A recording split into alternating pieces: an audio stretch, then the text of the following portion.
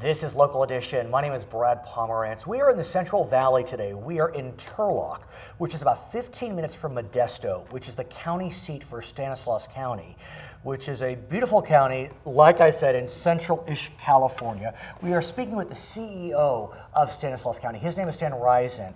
And so I want to speak with you about this county and how it's been doing, maybe I'd say this decade.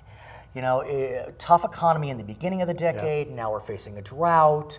The economy's coming back, but the drought's a drag on the economy. Talk to us about Stanislaus County. Yeah. Well, thank you, Brad. Appreciate the opportunity to be here.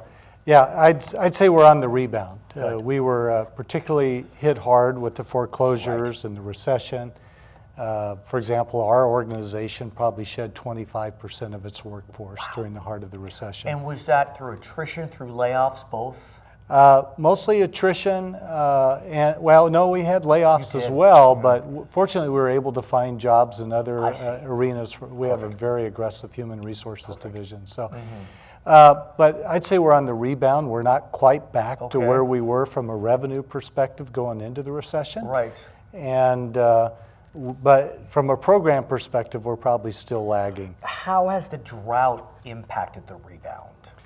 Well, it hasn't really evidenced itself on the revenue side for us as an organization. As a county, per se. But there are a lot of acres starting to be fallowed, and there'll be a trickle-down effect. And also, we're 6 years into the economic recovery already, and the average economic recovery only lasts 5 years. So we're starting to prepare for the next round. So along those lines, when we consider an economy that was dropping, but now it's a bit on the mend. You have a drought that's causing some economic and employment dislocation.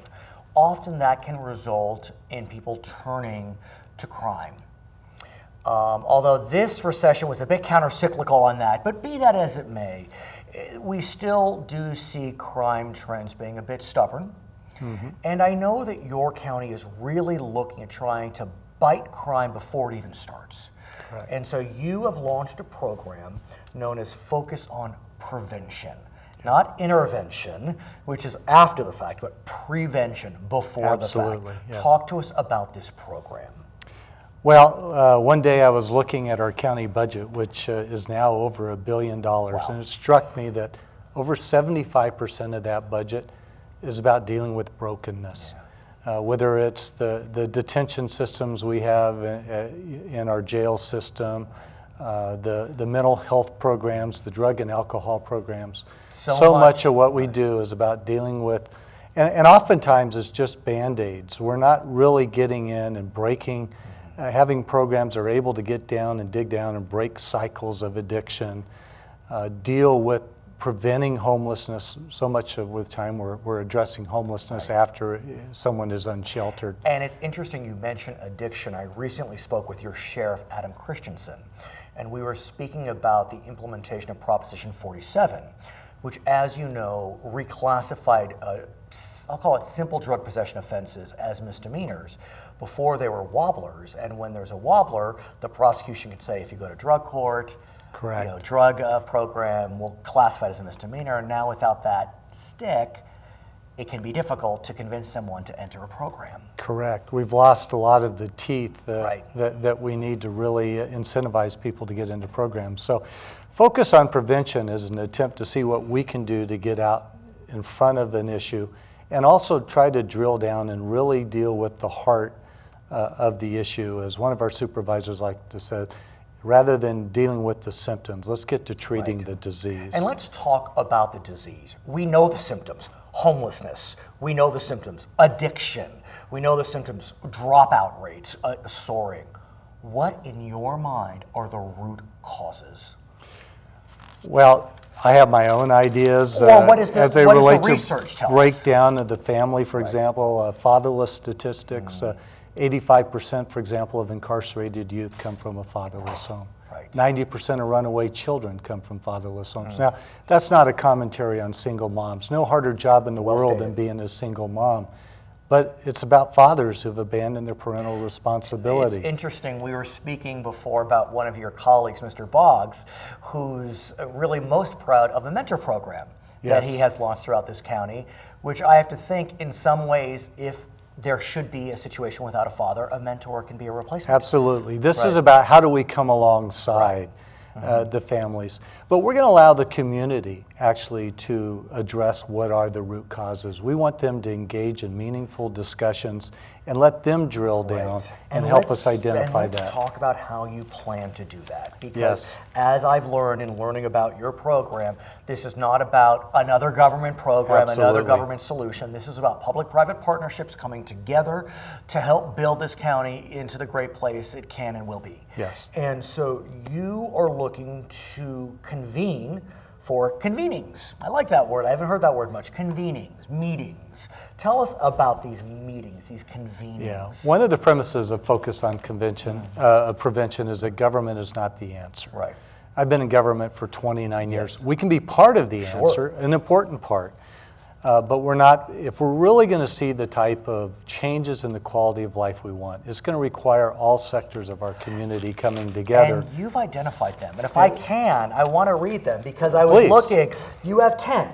You have the media. We're glad to help. You Yes. have arts, sports, and entertainment, nonprofits, education, business, philanthropy, neighborhoods, government, and the faith-based community.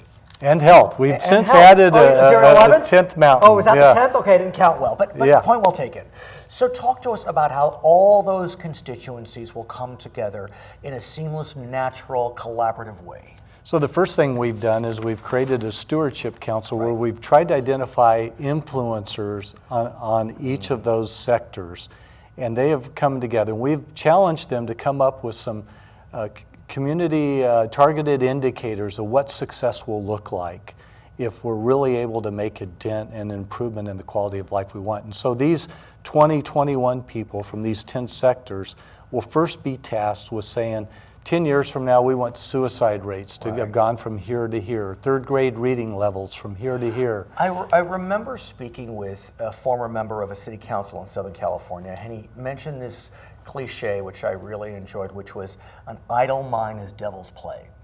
And when you think about, here we are, it's the summer, it's hot, and I wonder what the teenagers are doing right now. Yeah. And I have to think, as part of the Stewardship Council, and you'll tell us about the Action Council, it will be maybe, well, correct me, creating programs to avoid that idleness. Yeah.